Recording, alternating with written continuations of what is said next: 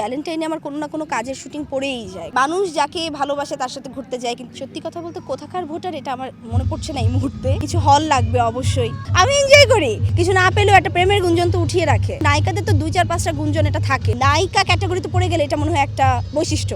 বছর তো মাত্র আসলে শুরু, সো ওই জায়গা থেকে অনেকগুলো কাজের প্ল্যানিং হচ্ছে, অনেকগুলো কাজ শুরু করেছি।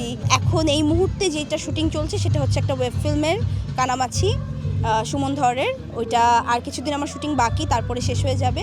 সব কিছু মিলিয়ে আরও কিছু কাজের প্ল্যানিং আছে। আমি ওই সময় আসলে আরও প্ল্যানিংগুলোর জানাতে চাই। সময় লাগবে, বড় পর্দার সিনেমা অবশ্যই করছি এবং সেটা আসলে সময় সাপেক্ষ। আমার মনে হয় একটু ওয়েট করতে হবে, কারণ যেহেতু আমরা উৎসবেই আসলে বড় বড় সিনেমাগুলো রিলিজ করি। এখন তো মাত্র শুরু হলো এই বছর, এখনও উৎসবটা আমরা ওভাবে পাইনি। সো উৎসব সামনে আসলে হয়তো আমরা পাবো।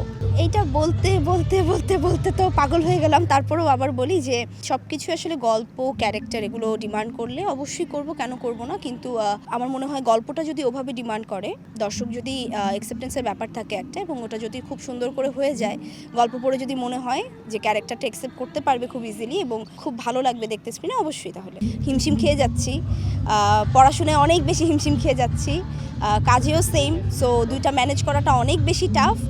আর ফোনের যে ব্যাপারটা, সেটা হচ্ছে অনেক সময় ফোন কাছে থাকে না, যে এই কারণে, এবং এতটাই টায়ার্ড থাকি অনেক সময় ভুলেও যাই যে একটু ব্যাক করব।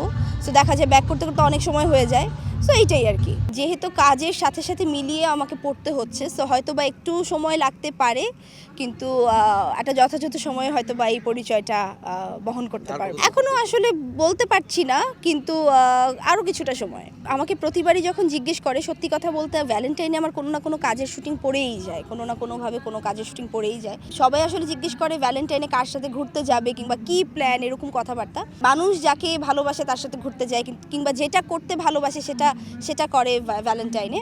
সো আমার ভালোবাসা, আমি মনে করি আসলে আমার কাজ, আমার সিনেমা, আমার শুটিং, এটাই আসলে আমার সবার আগের ভালোবাসা এখন। সো একটা ডেট আমি অলরেডি দিয়েছি, যদি দেশের অবস্থা, পরিস্থিতি সব কিছু ঠিকঠাক থাকে, তাহলে আমি 14 তারিখ কাজেই থাকবো।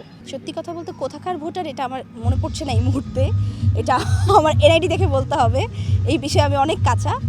আর আসলে আমার মনে হয় যে সরকারটা তো আসবে যাবে, যে কোনো কেউই আসবে, কিন্তু আমাদের নিরাপত্তা, আমাদের মিডিয়ার যে সংস্কারটা, এটা আসলে আমাদের সবার কাছে চাওয়া। যেই আসবে, জানি না কে আসবে, বাট আমরা যেহেতু মিডিয়ার মানুষ, আমাদের চাওয়াটা সবসময় মিডিয়া রিলেটেডই থাকে। এবং আমার চাওয়াটা হচ্ছে যে কিছু হল লাগবে অবশ্যই, কিছু হল চাই, কিছু আসলে কাজ করার নতুন উদ্যোগ চাই।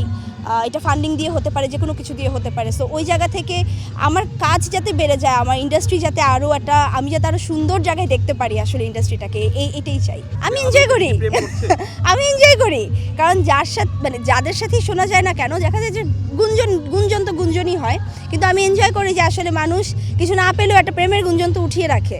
তো ওইটা ভালো লাগে, আমার খারাপ লাগে না। আর আমার মনে হয় নায়িকাদের তো 2-4-5টা গুঞ্জন এটা থাকে, এটা খুব নর্মাল। এটা আমার না থাকলেও আমি যখন ফেসবুক স্ক্রল করি, আরও অন্য 4-5টা নায়িকারও পাই। সো আগে অনেক অস্বস্তি লাগতো, প্যারা লাগতো যে আসলে কি হচ্ছে, কেন হচ্ছে, এরকমটা তো সত্যি না।